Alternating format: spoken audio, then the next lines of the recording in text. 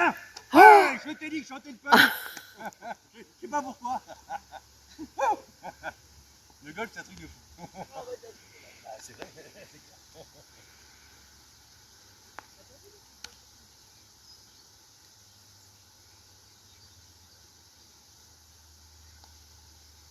Ouais, c'est bon, reviens, et qui maintenant?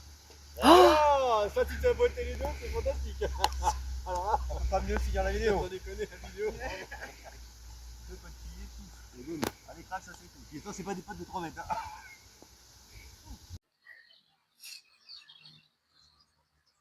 Et Adi Chats, mes chers amis golfeurs, bienvenue pour cette nouvelle vidéo de 33 Golf Lab, tant attendue j'espère, parce que ça fait quand même un mois que je ne me suis pas exprimé sur ma chaîne. Pas mal de silence, mais beaucoup de choses qui sont en train de se passer en ce moment dans ma vie, avec un mariage très prochainement à venir. Aujourd'hui, je vais vous parler de putting. Vraiment, je me situe au golf de Montendre, 40 minutes à peu près de mon atelier, avec une zone de chipping et de putting green très intéressante, très vallonnée.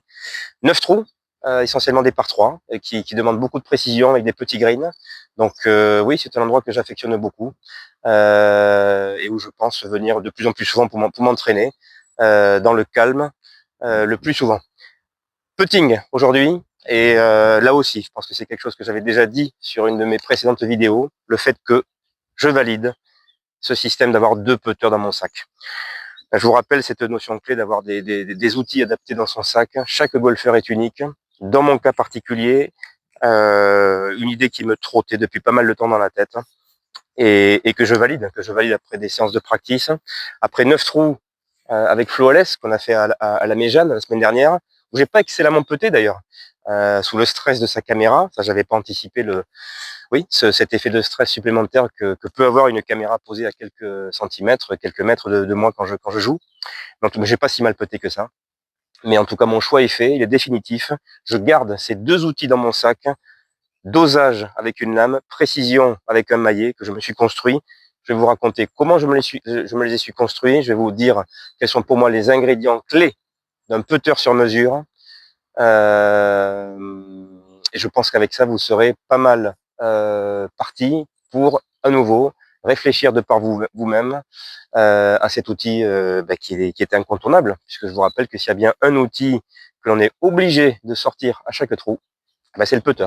Donc allez, je vais me tenter ce putt de dosage qui descend, qui remonte, qui part à droite et à gauche, bref, qui demande pas mal de feeling. Je cherche pas à le rentrer ici, on va essayer de se rapprocher le plus du trou possible avec cette lame que je me suis construite.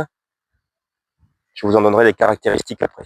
Allez, c'est parti, on va essayer de bien doser celui-là.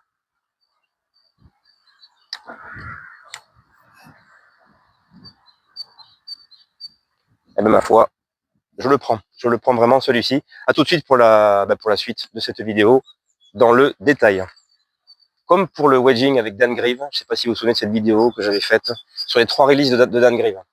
Et je disais que Dan Grieve, qui est devenu aujourd'hui sur Instagram, en tout cas sur les réseaux sociaux, une référence pour le wedging.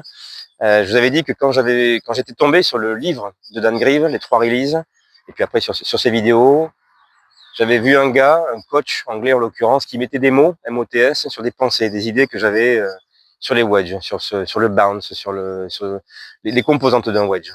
Pour le putting, ça a été exactement la même chose. Il y a à peu près 3 ans, 2 ans et demi, 3 ans, j'avais énormément de réflexions sur cet outil. Et je suis tombé, par hasard, comme souvent, sur une vidéo d'un coach américain qui s'appelle Mike Malaska. Je mettrai cette vidéo dans la description de celle-ci. Ça a été le flash. Ça a été la lumière verte qui s'allume. Quelqu'un qui met des mots sur une notion qui me travaillait depuis beaucoup de temps. En gros, Mike Malaska a connu Jack Nicklaus quand Jack était à son apogée dans les années 70. Il a connu aussi son coach de putting. Et de façon très intéressante, Mike nous raconte d'ailleurs que le coach en putting de Jack Nicklaus était ophtalmologue. Et pour une raison qui me paraît évidente aujourd'hui, c'est que la notion clé d'un bon putting, c'est la visée. C'est la visée et ça commence à être vraiment très intéressant lorsqu'on comprend que la visée est unique à chaque individu, est unique à chaque golfeur. Et bingo, j'en fais vraiment partie. Quand j'ai accepté l'idée, comme pour mes wedges et mes fers d'ailleurs, mais peu importe, ça c'est juste une parenthèse, il me fallait absolument un putter flat. Mes 2 putters sont 4 voire 5 degrés flat par rapport au standard. Je me rapproche, hein, cette notion de flat. C'est-à-dire que ma visée, et lorsque je fais un fitting, je ne commence désormais que par ça, avec un tasseau par exemple que je mets au sol, la visée peut être donc très différente selon les golfeurs, et en tout cas surtout pas, et je prends sur moi pour le dire, en tout cas de toute façon c'est ce que dit Mike Malaska, n'est surtout pas ce qu'on vous raconte d'avoir les yeux à la plombe de la balle. Il n'y a aucune vérité scientifique qui l'a jamais prouvé, et quand on regarde les meilleurs putters de l'histoire du golf, on se rend compte que quasiment aucun, je dis bien aucun, n'avait les yeux à la plombe de la balle. Tous les grands putters sont en gros, on va dire de 1 pouce jusqu'à 5 pouces en dedans dans leur système de visée.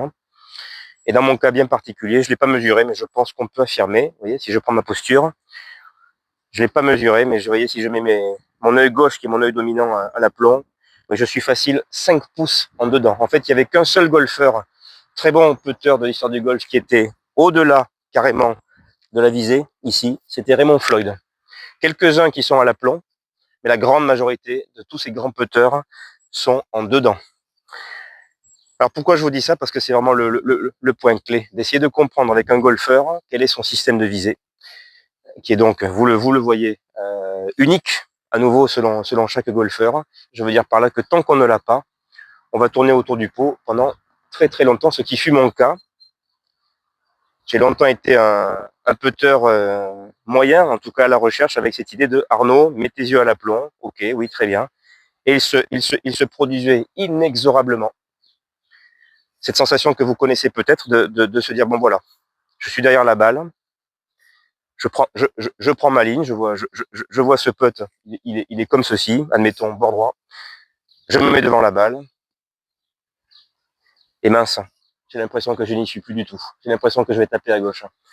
Bon, ok, on accepte, on laisse ses yeux à l'aplomb, et démarre effectivement toute une série de coups de main, entre autres, hein, c'est une des premières choses que l'on constate, hein, des coups de main, des backswings à l'extérieur. Je vois beaucoup de golfeurs qui coupent, qui démarrent ici. Pourquoi? Parce que tout simplement, leur position ne correspond pas avec leur système de visée.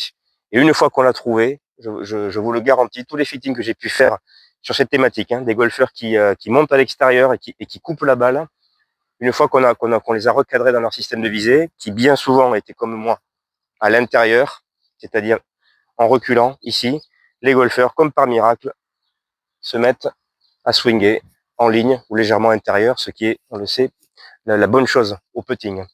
Donc le système de visée est capital.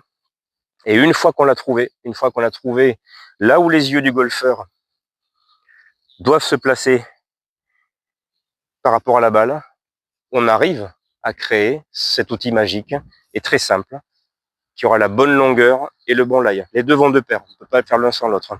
Longueur et lie sont les deux paramètres essentiels d'un putter sur mesure. Pourquoi? Parce qu'une fois qu'on a trouvé son système de visée, je prends le mien ici, tout ce qu'il me reste à faire, c'est de le poser à plat, de le prendre en butée main gauche, à plat buté, et j'aurai toujours, du lundi au dimanche, exactement à peu près la même posture par rapport à la balle. Toujours pareil, je n'ai plus aucune question à me poser. La distance à la balle, l'écartement des pieds, etc. Tout va se coordonner par rapport à ce système de visée qui correspond au golfeur.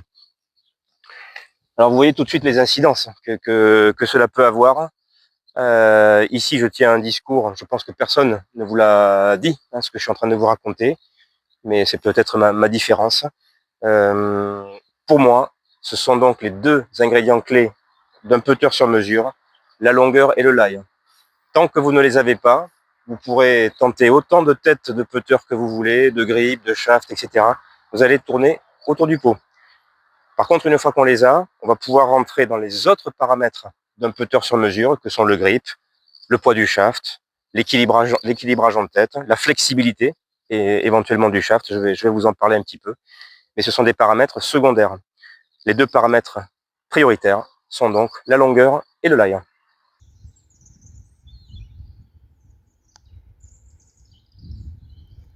Allez, reviens et mets-toi dedans. Magnifique. Oh. Oh là là là là. Il n'y avait plus que ta parole, elle est tombée dedans. C'est parfait.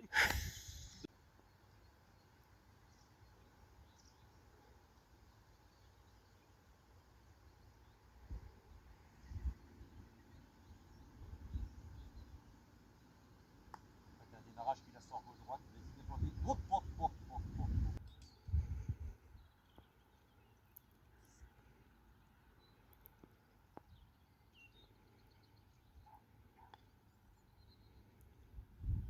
Allez, allez, allez. Je la prends. Excuse-moi.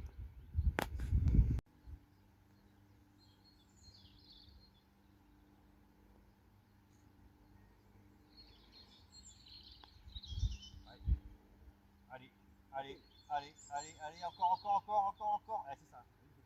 Ça, c'est pas mal.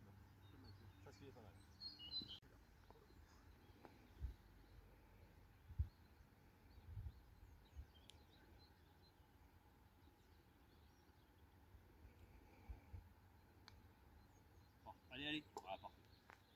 Regarde des